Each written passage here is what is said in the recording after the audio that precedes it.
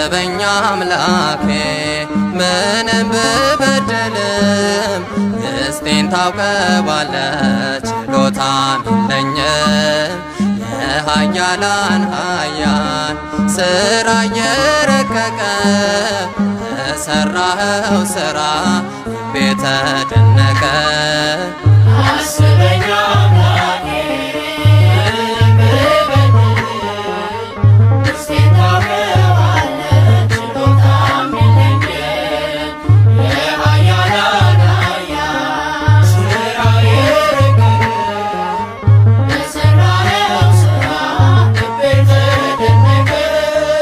ከትቢያ አንስተህ ለዚህ ያበቃኸኝ ሸክሜን አስወግደህ ክብር አጎናጸፍከኝ አቤት ያንተ ሥራ አቤት የኔ ጌታ በምን እከፍላለሁ ዋልከኝ ውለታ አስበኝ አምላኬ ምንም ብበድል ውስጤን ታውቀዋለህ ችሎታም የለኝም የኃያላን ኃያል ሥራ የረቀቀ በሠራኸው ሥራ ልቤ ተደነቀ ቃል ጣፋጭ ነው ለኔ ለሕይወቴ ክብር ላንተ ይሁን የሰማይ አባቴ ከሰማያት ወርደ ከድንግል ተወልደ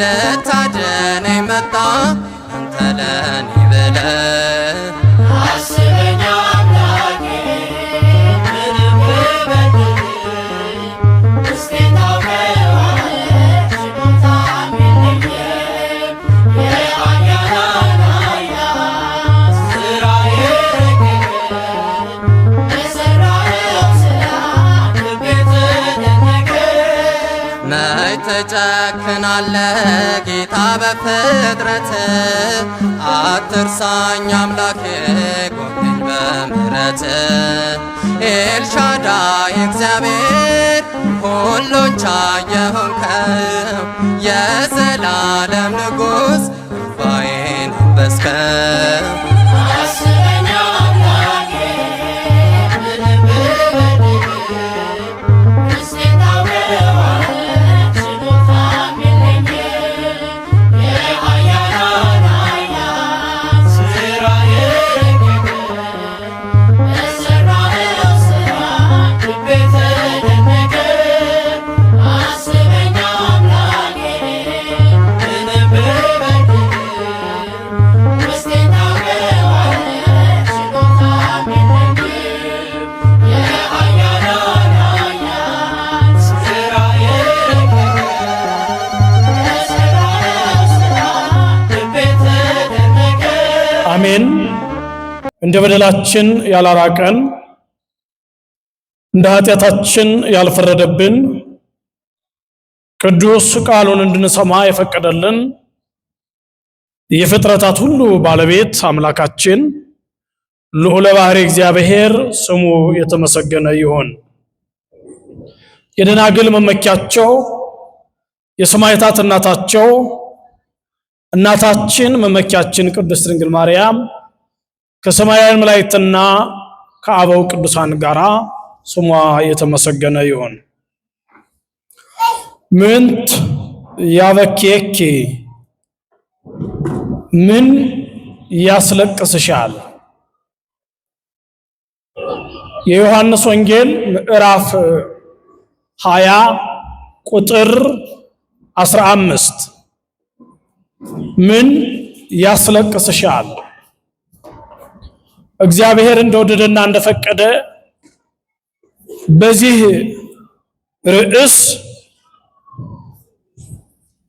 ከለቅሶ የተለየውን ለቅሶ ሕይወትን የሚለውጥ ተስፋን የሚያለመልም ከዛ በፊት የነበሩትን የምሬት ለቅሶዎች ሁሉ የሻረውን የደመሰሰውን የፍቅር ለቅሶ መነሻ በማድረግ ከሕይወታችን ጋር እያዛመድን እንማማራለን።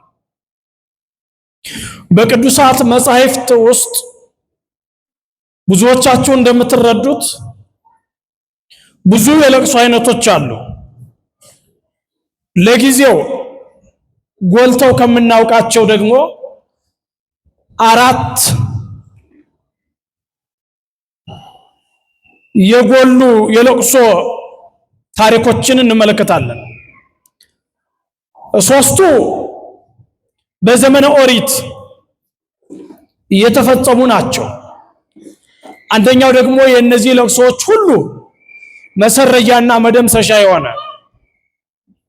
የደስታ የፍስሐ ዜናን ያመጣ የለቅሶ ክፍል ነው። በቅዱሳት መጻሕፍት መንፈሳዊ መነጽር ውስጥ ስትመለከቱ ከሚያስወርቁ ደስታዎች ይልቅ ወደ እግዚአብሔር በተረጩ እንባዎች አማካኝነት የሰው ልጅ ሕይወት ሲለወጥ እንመለከታለን። እግዚአብሔርንም በዝላይ በወካታ በጭፈራ ሳይሆን በሐዘን በትካዜ በተመስጦ ያነጋገሩት ነቢያት ቅዱሳን አባቶቻችን በእግዚአብሔር ዘንድ ጥያቄያቸው ሲሰማላቸው እንመለከታለን። በዚህ የታሪክ ክፍል ውስጥ በመጀመሪያ የምንመለከተው የአባታችን የአረጋዊው ያዕቆብ የሐዘንና የለቅሶ ጊዜ ነው።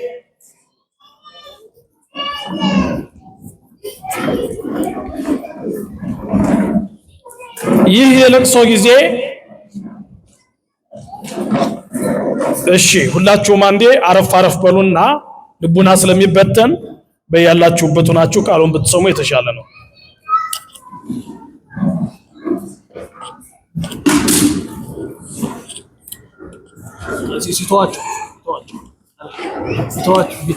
የያዕቆብን ለቅሶ ያየነው እንደሆነ አሁን ከምናነሳው ለቅሶ ይለያል። ያዕቆብ ብዙ ዘመናት አይኑ እስኪጠፋ ያለቀሰው የሚወደው ልጁን አጥቶ ነው። ዮሴፍ ከወንድሞቹ ተለይቶ ያዕቆብ ይወደው የነበረ በእግዚአብሔር ዘንድም የከበረ ወንድሞችን ያስተዳድር ዘንድ ራእይ የሚገለጥለት የአባቱ ተወዳጅ ሕፃን ልጅ ነበረ። ወንድሞቹ ግን አብዝተው ይቀኑበታል። ታሪኩን ሳናበዛ ዋና ጨብጡን ስትረዱት ይህ ወንድም በቤቱ እየኖረ እያለ ወንድሞቹ በሰኬም በረሃ ፍየልና በግ ይጠብቁ ነበር። ከሰሙናት አንድ ቀን እነዚህ እረኞች ወደ ቤቱ የማይመለሱበት ጊዜ ገጠመና ስንቅ የሌላቸው ሆነ። ስንቅ ቋጥሮ ዳቦ ተሸክሞ ወንድሞቹን ፍለጋ ሲንከራተት ሕፃን ነበርና ራበው። ከታማኝነቱ የተነሳ የጨበጠውን ዳቦ መብላት አልፈለገም። ምር ብሎ አለቀሰ። ቋጥሮ የያዘውን ስንቅ ግን ለመብላት አልደፈረም፣ ታማኝ ስለነበረ። ለቅሶውን አየና የእግዚአብሔር መልአክ ድንጋዩን ባርኮለት ዳቦ አድርጎ የተመገበ ነው ዮሴፍ ማለት። ከዚህ በኋላ ወንድሞቹ በየት እንደተሰማሩ እየጠየቀ በማያውቀው በረሃ እየተንከራተተ ሲሄድ ከሩቅ ተመለከታቸው ይላል። ወንድሞቹን ባየ ጊዜ በጣም ደስ አለው። ምክንያቱም እርቧቸዋል ብሎ ስላሰበ ስንቅ ቋጥሮላቸው ስለነበረ በርህራሄ የተሞላ የወንድም ፍቅር ስለነበረው ደስተኛ ነበር በጣም። ወንድሞቹ ግን ከርቀት ተጠቃቀሱበት። ያ ህልመኛ በእኛ ላይ እንደሚነግስ የተተረጎመለትን ዮሴፍን አገኘነው፣ ዛሬ አንድ ነገር ማድረግ አለብን አሉ። እርሱ የሚጠብቀው ዘለው እንደሚታቀፉትና እንደሚስሙት ነበር። ልብ በሉ ክርስቲያኖች፣ እርሱ የሚጠብቀው ድካሙን አይተው ወንድማችን አረፍ በል እንደሚሉት ነበር። ግን ያን አላደረጉም። ወደ እነርሱ ቀረብ ባለ ጊዜ አንዳቸው በጡንቻቸው፣ ሌላኛቸው በእርግጫቸው፣ ሌላኛቸው በወክሳቸው፣ ሌላኛቸው ደግሞ በዱላ ያዳፉትና ይደበድቡት ጀመር። ይህ ጻድቅ የዋህ ሰው የክርስቶስ ምሳሌ ነው።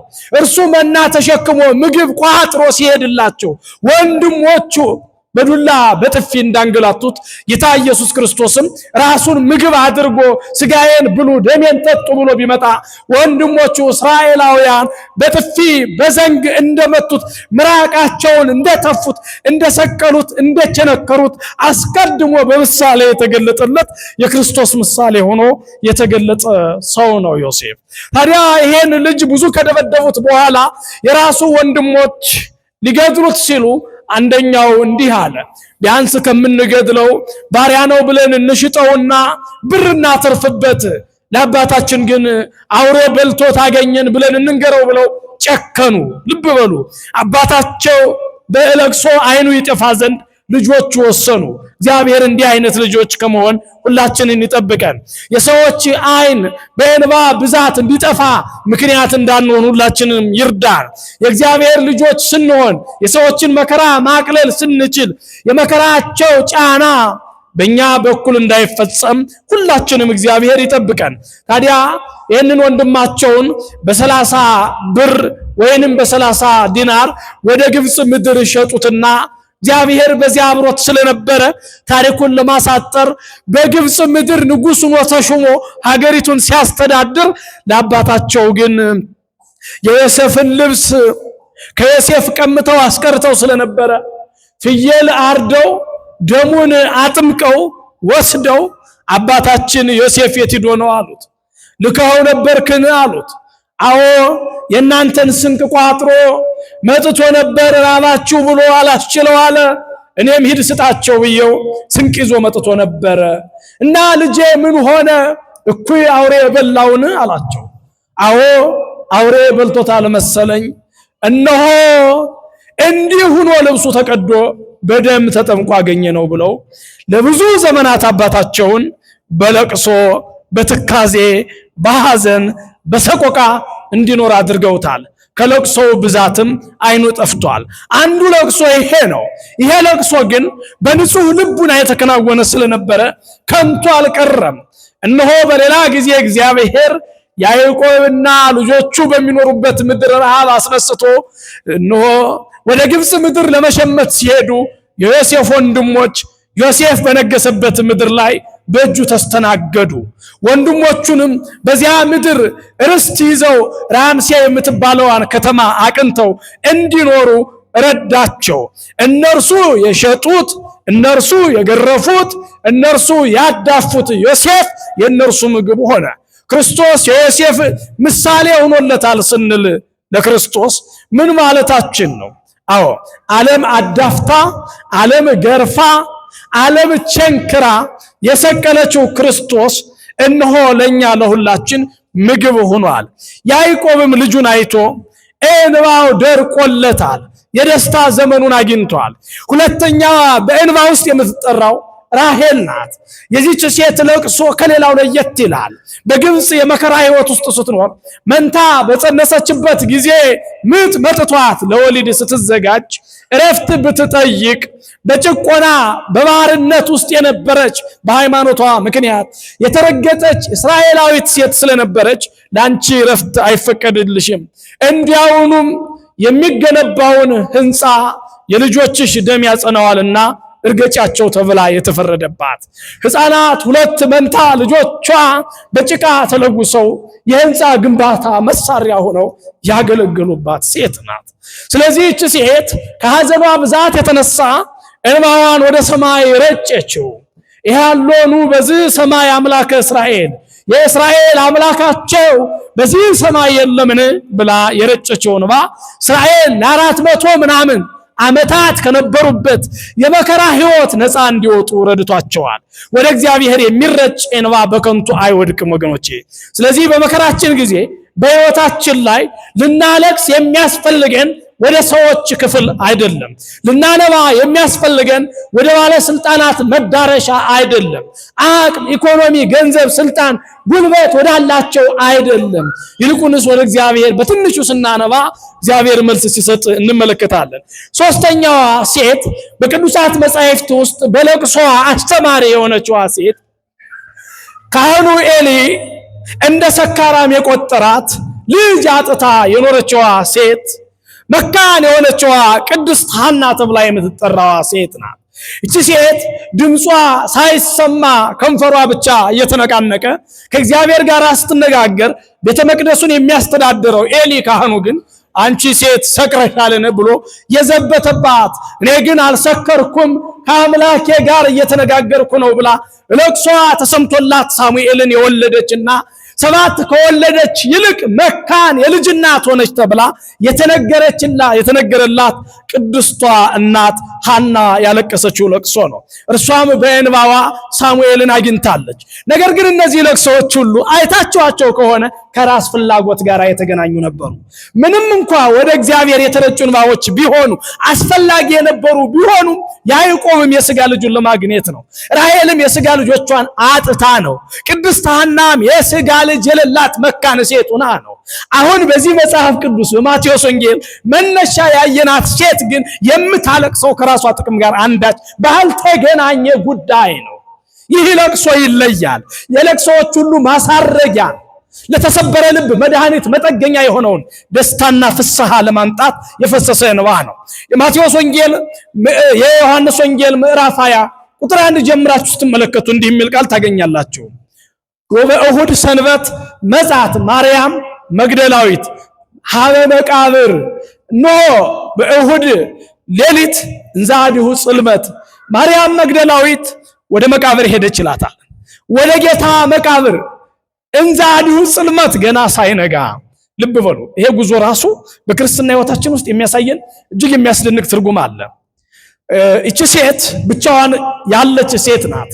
የአይሁድ ወታደር ቢያገኟት ቆራርጠው እንደሚጥሏት ታውቃለች። ክርስቶስን ሰቅለው ተከታዮቹን በሚያሳድዱበት ሰዓት፣ ክርስቶስ እንኳን ወደ መቃብር ውስጥ ወርዶ በነበረበት ሰዓት ሌሊቱ አልነጋላት ብሎ የሚነሳበትን ቀጠሮ ጠብቃ በጨለማው ሄደች። እንዴት አይነት ጉዞ ነው! ይገድሉኛል ለምን አላለችም?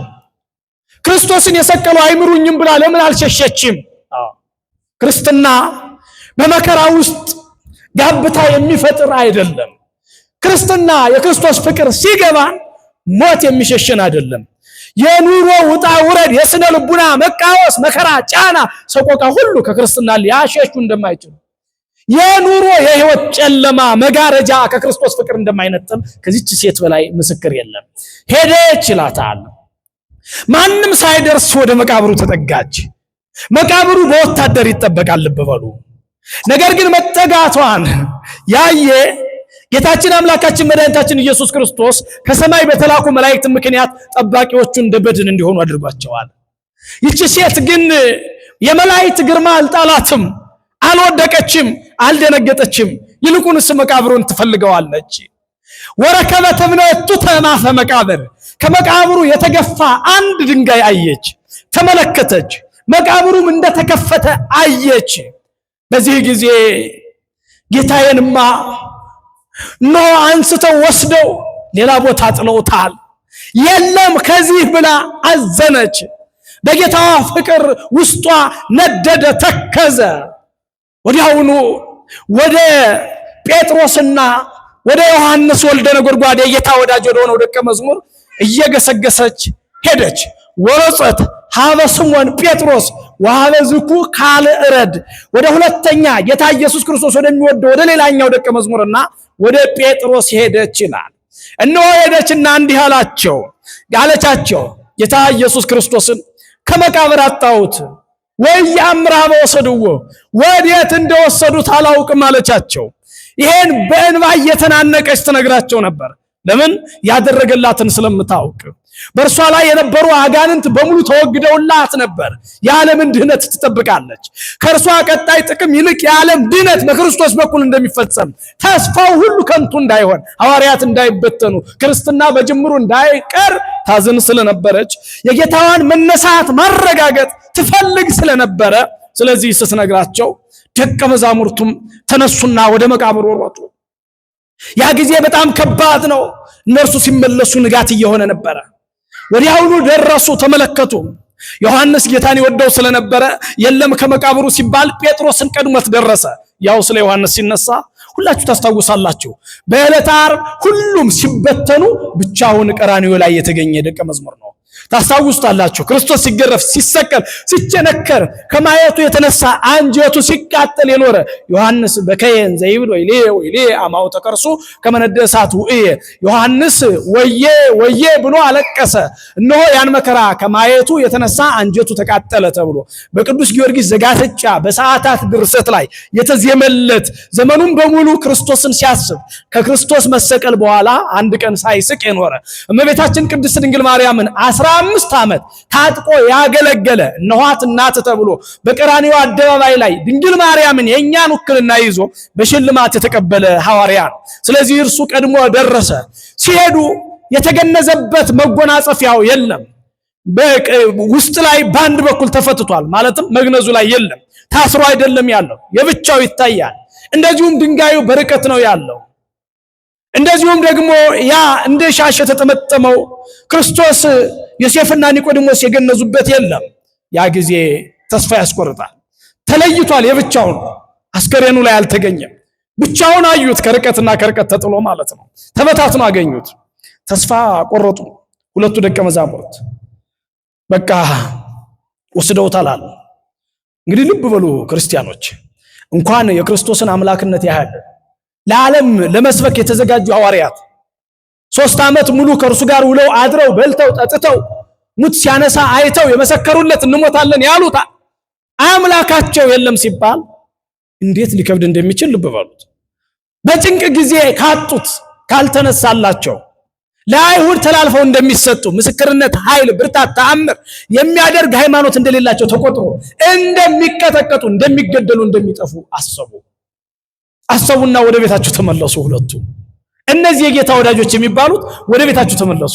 እችኛዋ ግን ብቻዋን ቀረች። አያችኋት? ማርያም መግደላዊት ግን ብቻዋን ቀረች። መቃብሩ ላይ እያለቀሰች ቀረች። ወቆመት ማርያም እሙስተ መቃብር አፋ ወትበኪ። እርሷ ግን ከመቃብሩ ዳር ላይ ሁና ታለቅስ ነበረ። እያለቀሰች ስትዞር ወርየት ክሌተ መላእክተ በጻዱ አልባስ፣ እነሆ ነጫጭ የለበሱ 2 መላእክትን ተመለከተች። እቺ ሴት አትገርማችሁም? 2 ጊዜ መጀመሪያ በዚያ ጨለማ ጥሳ የመጣችበት የፍቅር ጽናት፣ የክርስትናዋ ብርታት፣ ሁለተኛ ደግሞ ሁሉ ሲበተን ብቻዋን መቅረት። ዮሐንስ እንኳን ዕለተ ዓርብ ያልሸሸው የስቅለት ዕለት ያልፈራው ዮሐንስ እንኳን ተስፋ ቆርጦ መቃብሩን ጥሎት ሄደ። የተነገረውን የተማረውን ረሳ። ያ ብርቱ ደቀ መዝሙር ተሸነፈ። እቺ ሴት ግን ተራ ሴት የተባለችዋ ብቻዋን መቃብሩ ዙሪያ ላይ ቀረች። ፍጹም ጨከነች። የሚመጣውን ለመቀበል ወሰነች። ቅዱሳን መላእክት ግን ተመለከቷት። ለቅሷ ክርስቶስን እያሰበች ነበረ።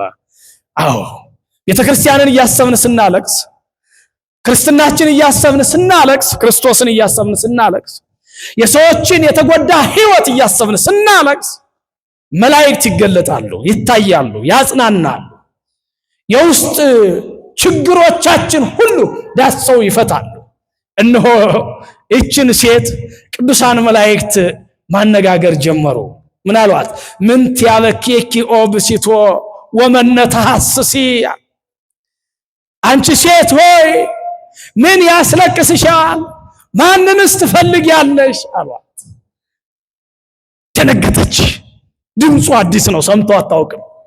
በዚያ መካከል ሰው የለም ከሐዋርያት ወገን የሆነ እና በልቡናዋ ውስጥ የተቀመጠው የክርስቶስ ሥጋ መጥፋት ነበረ።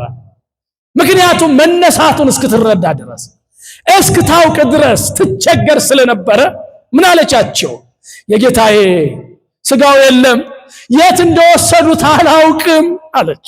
አሁንም እያለቀሰች ነው። ዓይኗ እየቃተተ፣ ሥጋዋ እየተንከራተተ፣ ልቡናዋ እየዋተተ በዚያ መቃብር ዙሪያ የሃይማኖት ጽናት በዚህ ይፈተናል ወገኖቼ። ብዙዎቻችን የእግዚአብሔር የምንሆነው ሲሞላልን ነው። ብዙዎቻችን ደስተኛ ካልሆን ከእግዚአብሔር ቤት እንሸሻለን። እግዚአብሔርን ሲያደርግልን ብቻ መውደድ የምንፈልግ ሰዎች አለን። እግዚአብሔርን ሲሰጠን ብቻ የምንፈልገው ሰዎች አለን። የት ነህ አምላኬ ብሎ መፈለግ ግን ያስፈልጋል። እንደዚህች ሴት የት ነህ ጌታዬ ብሎ መፈለግ ያስፈልጋል። እንደዚህች ሴት ስለደረሰበት ግፍና መከራ በፍቅሩ ተውጦ ማልቀስ ያስፈልጋል። እንደዚህች ሴት ዛሬ ስለ ማንቸስተር፣ ስለ አርሰናል የሚያነቡ አይኖች አሉ። በየሚዲያው ልብ ብላችኋቸው ከሆነ ለዚያ የሚተክዙ ልቦናዎች አሉ። በዚያ የሚሰበሩ ልቡናዎች እንመለከታለን። ስለ ክርስቶስ ፍቅር ግን አልቅሰን እናውቃለን? ስለ ክርስቶስ ግርፋት አልቅሰን እናውቃለን? ስለ ክርስቶስ ስለደረሰበት መከራ አንብተን እናውቃለን? ልብ በሉ እስቲ ክርስቲያኖች፣ በዓለማችን ለብዙ ጉዳይ ለማይጠቅሙን ጉዳዮች ሁሉ አልቅሰናል፣ አንብተናል።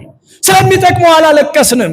ስለዚህ የለቅሶን መንገድ አቃንታ የምታስተምረን ይቺ ሴት ናት። የት ማልቀስ፣ እንዴት ማልቀስ፣ መቼ ማልቀስ፣ ለምን ማልቀስ እንዳለብን ካርታና ፕላን አውጥታ የምታሳየን ይቺ ሴት ናት ወገኖቼ። ስለዚህ ማልቀስ በሚገባን ጊዜ የእርሱ ቦታ ላይ ነው ማልቀስ ያለብን። የመድኃኔ ዓለም ስዕል ስር ነው እንባችን መፍሰስ ያለበት። የድንግል ማርያም ስዕል ስር ነው እንባችን መፍሰስ ያለበት ወገኖቼ። የእርሱን ፍቅር በማሰብ ነው እንባችን ማፍሰስ ያለበት ወገኖቼ። እርሱ ራሱ ፍቅር ነው።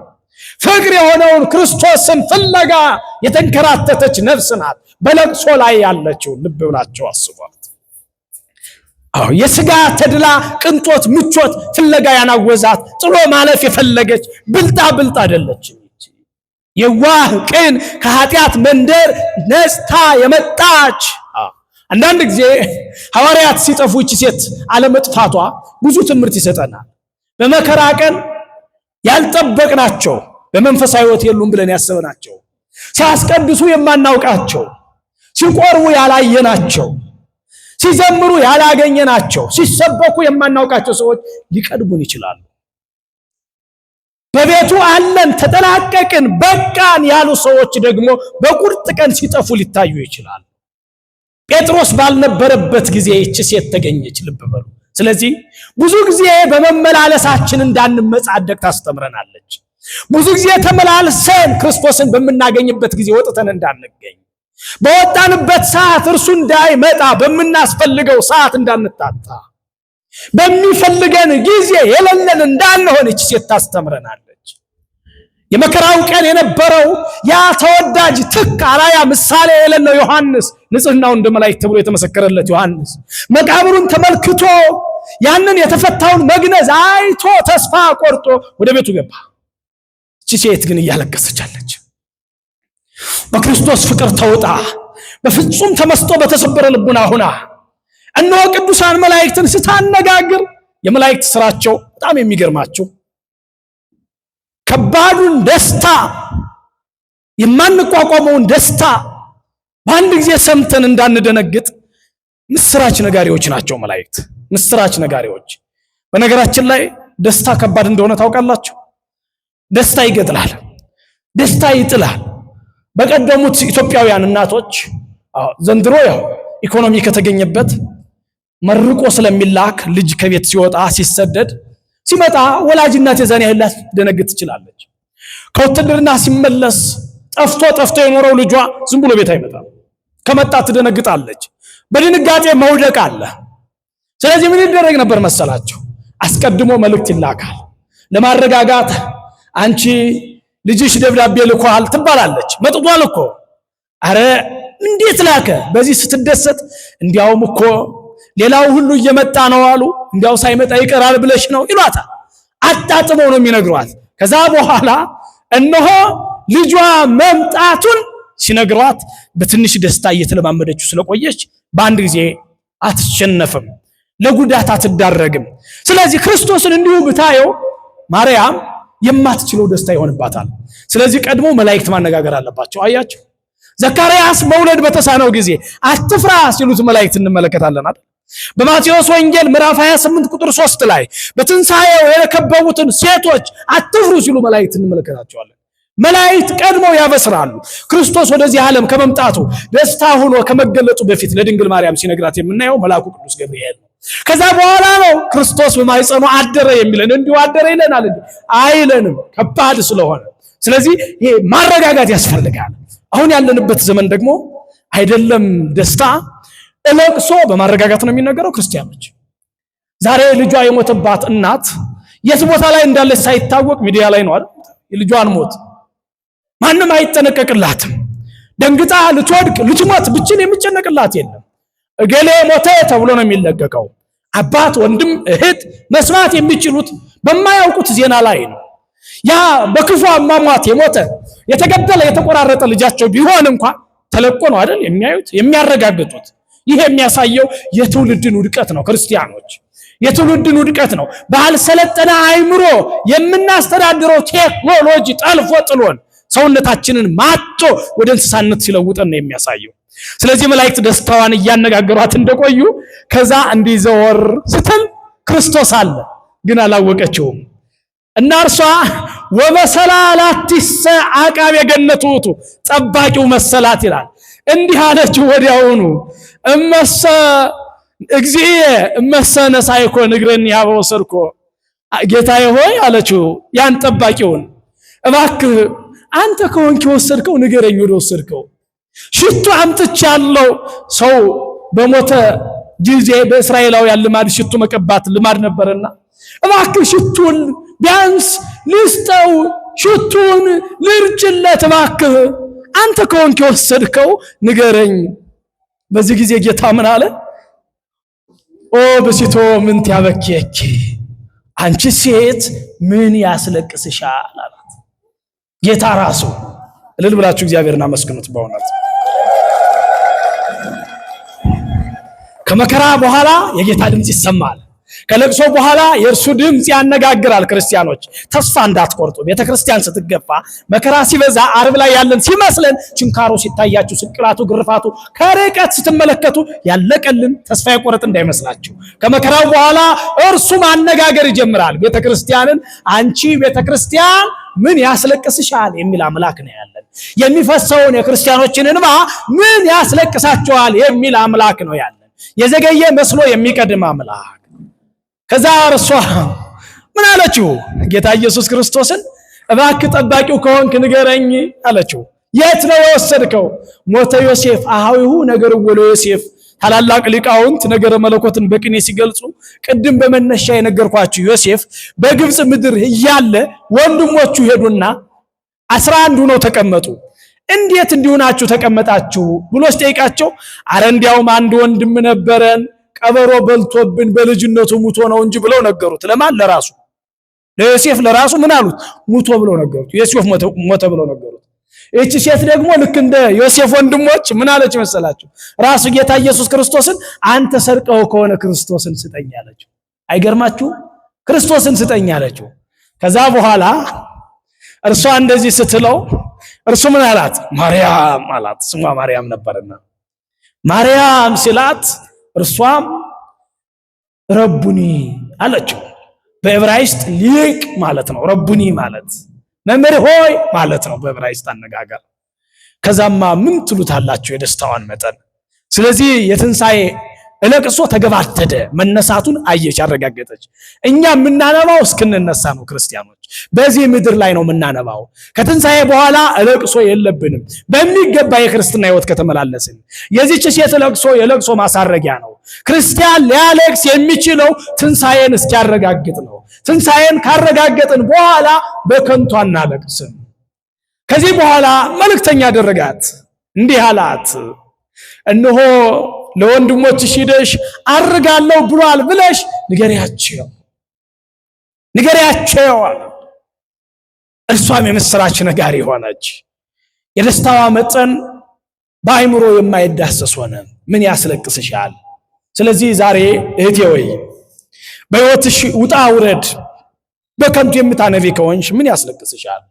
ወንድሜ ሆይ በዚህ በምታዋትት ዓለም ውስጥ አይምሮ እረፍት አጥቶ የምታለቅስ ከሆነ ምን ያስለቅስሃል? ስለዚህ ክርስቶስ ያለው አያለቅስም። ክርስቶስን ስታገኝ እንባዋ ቆመ። ክርስቲያኖች ክርስቶስን አግኝተነው እያመለክ ነው፣ ስጋው ደሙን እየተቀበል ነው። ክርስቶስ ያለው አያለቅስም። ካለቀሰ ወደ ክርስቶስ ነው የሚያለቅሰው። ምን ያስለቅስሻል? በዓለም ውስጥ ያለው ከንቱ ምኞት የሚያስለቅሳቸው፣ አንዳንድ ጊዜ መኖር አስጠልቷችሁ መሞትን የሚያስመኛችሁ ከሆነ ነፍሴ ሆይ ምን ያስለቅስሻል ብላችሁ መጠየቅ አለባችሁ። ክርስቲያኖች በደንብ ጠይቁ፣ መረዳት አለባችሁ። ክርስቶስ ያይሻል፣ ምን ያስለቅስሻል ማለት ያስፈልጋል። በመኖር ላይ ፈርዳችሁ በእድገታችሁ ላይ አይምሯችሁን አቀጭጫችሁ ተስፋ ቆርጣችሁ ተቀምጣችሁ የምትተክዙ ከሆናችሁ ነፍሴ ሆይ ምን ያስተክዝሻል ማለት ያስፈልጋል። ምን ያስለቅስሻል? በከንቱ የምታለቅሰውን ዓለም ማረጋጋት አለብን። ምን ያስለቅስሻል ማለት ያስፈልጋል። ክርስቶስ ያለው ደስተኛ ነው። በክርስቶስ ሕይወት ውስጥ የሚመላለስ በከንቱ አያለቅስም። የማያስለቅሰው እንዳያስለቅሰን። አሁን ለቅሷችን እንደ ያዕቆብ እንዲሆን አይፈቀድም። ካለቀስን ደግሞ እንደ ራሔልም አይደለም። ካለቀስን ደግሞ ልናለቅስ የሚገባ እንደ ማርያም መግደላዊት ነው፣ ትንሣኤውን ለማየት። ዛሬ የቤተ ክርስቲያንን ትንሣኤ ለማየት የተገባ ለቅሶ ብናለቅስ የተገባ ነው። ፍቅራችን አንድነታችን ለማየት የክርስቲያኖችን ህብረት ለማየት የተገባ ለቅሶ ብናለቅስ የተገባ ነው። እርስ በርስ መዋደዳችን ተነጥቆ በቋንቋ በዘር ተነጣጥለን ተባልተን እንዳንጠፋ ብናለቅስ ለቅሷችን የተገባ ነው። ቅንነት፣ ርኅራኄ፣ ሰላም፣ ፍቅር ከሀገር ተሰዶ በጠፋበት ዘመን ላይ ያን እያሰብን ብናለቅስ ለቅሷችን የተገባ ነው። ስናለቅስ ግን የጌታ መቃብር ጋር ሄደን ነው የምናለቅሰው። ልቡናችን ወደ መድኃኔ ዓለም አድርገን ነው። ልቡናችን ወደ ቤተ ክርስቲያን አድርገን ነው። ልቡናችን ወደ ተሰቀለው ክርስቶስ አድርገን ነው። ንሕነሰ ንሰብክ ክርስቶስ አዘ ተሰቅለ። እኛ ክርስቲያኖች መምህራን በመድረክ ብቻ ሳይሆን እናቶች በቀሚሳቸው ጥለት፣ ሕፃናት በአይምሯቸው፣ ካህናት በአገልግሎት ሕይወታቸው የምንሰብከው የተሰቀለውን ክርስቶስን ነው። ሁሌም ፊታችን ላይ ይታየናል። በአይናችን በረቂቅ አይናችን እናየዋለን። በግዙፉ ስጋ አይን እንደ ቴሌቪዥን መስኮት አይደለም የምናየው። እንደ ከተማ ውበት አይደለም የምንመለከተው። እንደ ዓለም ፊልም መነጽር አይደለም የምናየው። በረቀቀው አይናችን ውስጥ ረቂቅ ሕይወት እንመለከታለን። ስለዚህ ያን እያየን ስናለቅስ እርሱም ምን ያስለቅሳችኋል ይለናል። መግደላዊትን ምን ያስለቅስሻል ብሎ ከሐዘንተኛነት የደስታ አዋጅ ነጋሪ ያደረጋት አይገርማችሁም? ስለዚህ ከሐዘን አውጥቶ የደስታ አዋጅ ነጋሪ የሚያደርግ መድኃኔዓለም ስሙ የተመሰገነ ይሁን።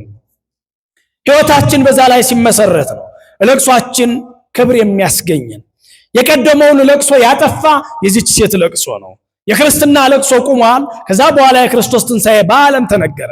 ዛሬ ክርስቶስ ተንሥአ እሙታን ብለን እንናገራለን። የመጀመሪያዋ ተናጋሪ እቺ ሴት ናት። ይገርማቸዋል። የመጀመሪያዋ ክርስቶስ ተንሥአ እሙታን በአብይ ኃይሎ ስልጣን አሰሮ ለሰይጣን አጋዞ ለአዳም ቃል የመጀመሪያው ክርስቶስ ተነስቷል ብላ ለሐዋርያት የተናገረች ያቺ ሴት ናት። አትገርማችሁም? ታዲያ የቤተ ክርስቲያን ቋንቋ ሆነች። ከለቅሶ ዓለም ወጥታ ማለት ነው መነጋገሪያ ሆነች። የአውደ ምሕረቱ የቤተ መቅደስ ሁሉ ድምፅ ሆነች። አይገርማችሁም? እግዚአብሔር ከወደቅንበት እንዴት ከፍ ሊያደርግ እንደሚችል። ስለዚህ በመተከዛችሁ ተስፋ አትቁረጡ፣ በማዘናችሁ አትጎዱ። ውስጣችሁ ከእግዚአብሔር አይለይ። እግዚአብሔር ያለቀሱትን ቋንቋ አድርጎ የቤተ ክርስቲያን ልሳን ያደርጋቸዋል። የዓለም ሕዝብ ጎረቤት፣ ዘመድ፣ ወዳጅ መነጋገሪያ የሚያደርጋችሁ በክብር፣ በጸጋ፣ በሀብት፣ በበረከት፣ በትዳር፣ በቅድስና ሕይወት የተመረጣችሁ የምትሆኑበትን እግዚአብሔር ስለሚያመጣ ስለዚህ ወደ እርሱ ማልቀስ ይገባል እንጂ በከንቱ ዓለም ውስጥ እንዳናለቅስ ቅዱስ ፈቃዱ ይሆንልን። ወስብሐት ለእግዚአብሔር ወለወላዲቱ ድንግል ወለመስቀሉ ክቡር። ይቆየናል። ክርስቶስ ተንሥአ እሙታን በዐቢይ ኃይል ወስልጣን አሰሮ ለሰይጣን አጋዞ ለአዳም ሰላም ሰላም ሰላም እምይእዜሰ ይኩን ሰላም አሰሮ ለሰይጣን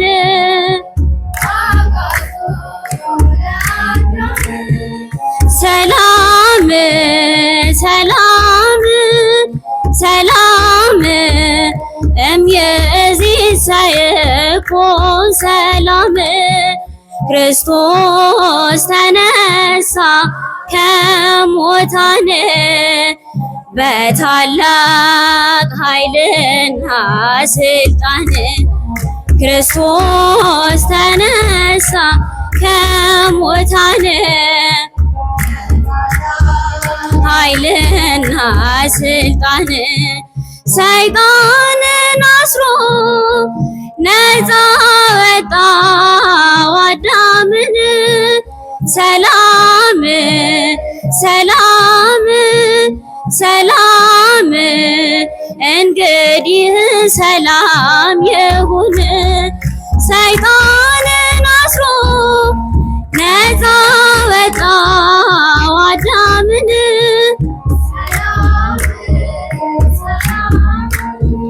ሰላም እንግዲህ ይሁን ክርስቶስ ተንሥአ እሙታን በዐቢይ ኃይል ወሥልጣን ክርስቶስ ተንሥአ እሙታን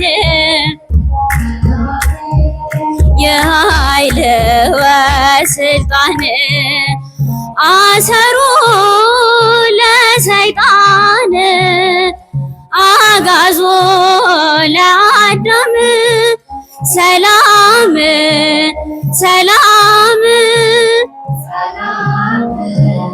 እምይእዜሰ ይኩን ሰላም አሰሮ ለሰይጣን አጋዞ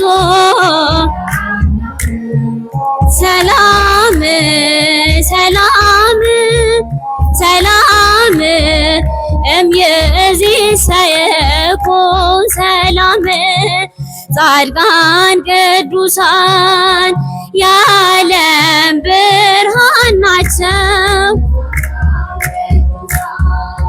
የዓለም ብርሃን ናቸው ይኸው ያበራል ስራቸው ይኸው ለዘላለም ያበራል ስራቸው ያበራል ስራቸው ይኸው ለዘላለም ይኸው ለዘላለም ያበራል ስራቸው ያበራል ስራቸው ጻድቃን ቅዱሳን የዓለም ብርሃን ናቸው ጻድቃን ቅዱሳን የዓለም ብርሃን ናቸው ለዘላለም ያበራል ስራቸው ይኸው ለዘላለም ያበራል ስራቸው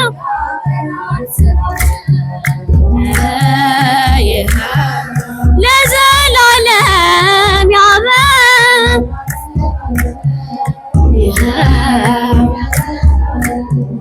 ያበራል ስራቸው ያበራል ስራቸው ጻድቃን ቅዱሳን የዓለም ብርሃን ናቸው ጻድቃን ቅዱሳን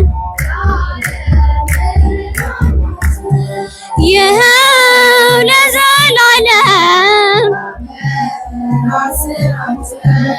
ይኸው ለዘላለም ያበራል ስራቸው ያበራል ስራቸው ይኸው ያበራል ስራቸው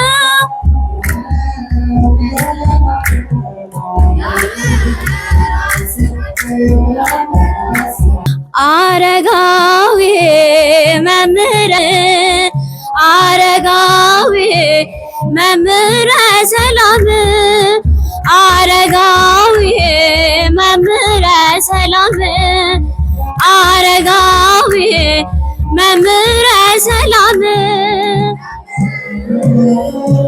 ረሰላም መምህረ ሰላም መምህረ ሰላም ረሰላም መምህረ ሰላም መምህረ ሰላም አረጋዊ መምህረ ሰላም አረጋዊ መምህረ ሰላም አረጋዊ አረጋዊ መምህረ ሰላም ረሰላም መምህረ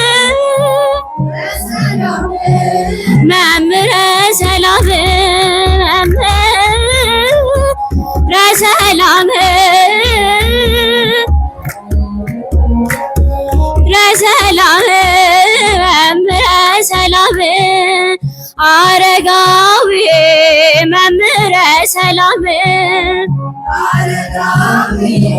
መምህረ ሰላም አረጋዊ መምህረ ሰላም አረጋዊ መምህረ ሰላም ረሰላም መምህረ ሰላም ረሰላም መምህረ ሰላም መምህረ ሰላም ወስብሐት ለእግዚአብሔር። ነኝ ፈወሰኝ ጌታ ፈወሰኝ አዳነኝ ጌታ አዳነኝ ፈወሰኝ ጌታ ፈወሰኝ እግዚአብሔር አዳነኝ ኃጢአተኛዋን ወደደኝ እግዚአብሔር አዳነኝ ኃጢአተኛዋን ወደደኝ አዳነኝ ጌታ አዳነኝ ፈወሰኝ ጌታ ፈወሰኝ አዳነኝ ጌታ አዳነኝ ፈወሰኝ ጌታ ፈወሰኝ እግዚአብሔር አዳነኝ ኃጢአተኛዋን ወደደኝ እግዚአብሔር አዳነኝ ኃጢአተኛዋን ወደደኝ ያልፋል ያላልኩት አልፎልኝ አይቼ በእንባ ታጠብኩኝ ከድቅድቅ ወጥቼ እንግዲህ ላንተ ምስክር ሆኛለሁ ስራህን ለዓለሙ እነግራለሁ ስራህን ለዓለሙ እነግራለሁ ክንድህ ብርቱ ነው ደካማን ለመርዳት ታውቅበታለህ የዛለን ማበርታት ዓይኔን ከሰዎች ማራቅ ጠቅሞኛል ደጅ ወድቄ መኖር ተሽሎኛል አዳነኝ ጌታ አዳነኝ ፈወሰኝ ጌታ ፈወሰኝ አዳነኝ ጌታ አዳነኝ ፈወሰኝ ጌታ ፈወሰኝ እግዚአብሔር አዳነኝ ኃጢአተኛዋን ወደደኝ እግዚአብሔር አዳነኝ ኃጢአተኛዋን ወደደኝ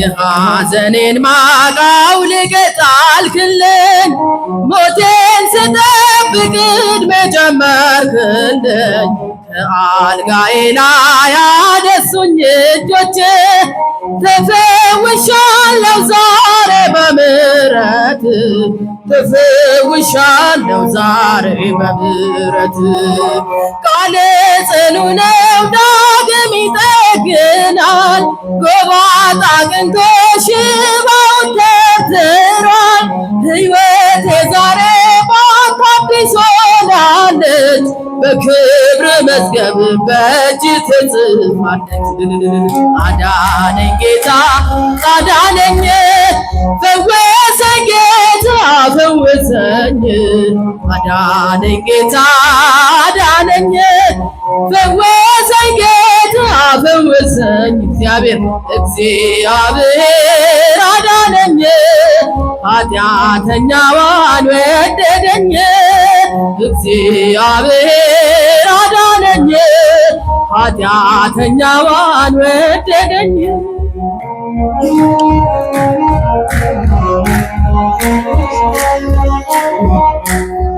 የሐሰትን ፍርድ ጌታ ቀለበስከው ተጽናንቷል ባንተ ያ የተገፋ ሰው የግፍን ጽዋ ራከው ከፊቱ ደጁ ላይ የለም ዛሬ ሰንሰለቱ በእጁ ላይ የለም ዛሬ ሰንሰለቱ በአበባ መስቀል መርዶክዮስ የለም የናቁ ሙት ደም በከንቱ አልቀረም።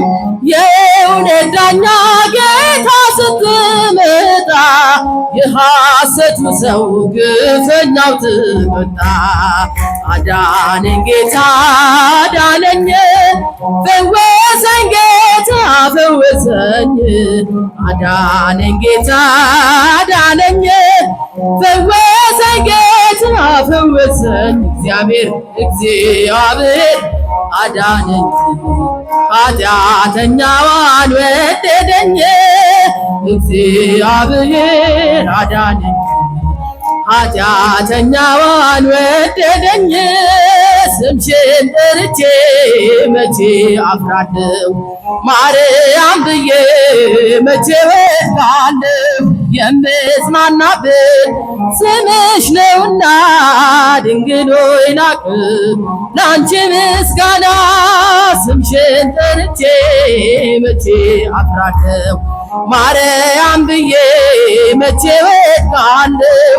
የምጽናናበት ስምሽ ነውና ድንግል ሆይ ላንቺ ምስጋና።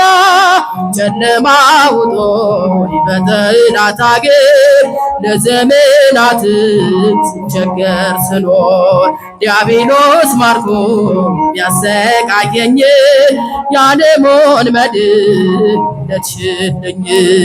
ከአባቶች ርስት አገር ወጥቼ በአሕዛብ መሃል ስኖር ተሽቼ ደርሰሽ አጽናንተሽ አከበርሽኝ። ብቸኝነቴን አስረሳሽኝ። ስምሽን ጠርቼ እኔ መቼ አፍራለሁ፣ ማርያም ብዬ መቼ ወድቃለሁ። የምጽናናበት ስምሽ ነውና ላንቺ ምስጋና። ድንኳኑ ሞልቶ ሰው ታድሞ አስተናባሪው በጭንቀት ቆሞ ምን አቀርባለሁ ብዬ ስቸግር ምልጃሽ ደርሶልኝ ዳንኩኝ ከማፌት። ያሰብኩት ሐሳብ ደመና ሆኖ ቢበተንብኝ እንደ ጉም ዘኖ ይሆናል ያልኩት ሳይሆን ቢቀርም በማምላክ እኔስ ተስፋ አልቆርጥም። ስምሽን ጠርቼ መቼ አፍራለሁ፣ ማርያም ብዬ መቼ ወድቃለሁ። የምጽናናበት ስምሽ ነውና ድንግል ሆይ ላንቺ ምስጋና። እናት አባቴ ባያስታውሶኝ ይህች ዓለም ንቃ ገፍታ ብትተወኝ፣ አንቺ ካለሽ ምን እሆናለሁ? አውሎ ነፋሱን ባሕሩን አልፋለሁ። ጠላቴ ደርሶ ቢያስጨንቀኝ መከራ አብዝቶ ቢያሰቅቀኝ አላቋርጥም ያንቺን ምስጋና። ውለታሽ ድንግል አለብኝና ስምሽን ጠርቼ ማርያም መቼ ወድቃለሁ። የምጽናናበት ስምሽ ነውና ድንግል ሆይ አንቺ ምስጋና። ትንሣኤከ ለእለ አመነ፣ ትንሣኤከ ለእለ አመነ። ብርሃነ ከፈኑ ድቤነ፣ ብርሃነ ከፈኑ ድቤነ። ብርሃነ ከፈኑ ድቤነ፣ ብርሃነ ከፈኑ ድቤነ። ትንሣኤን ለምናምን ለኛ፣ ትንሣኤን ለምናምን ለኛ ብርሃን ላክልን ወደኛ፣ ብርሃን ላክልን ወደኛ፣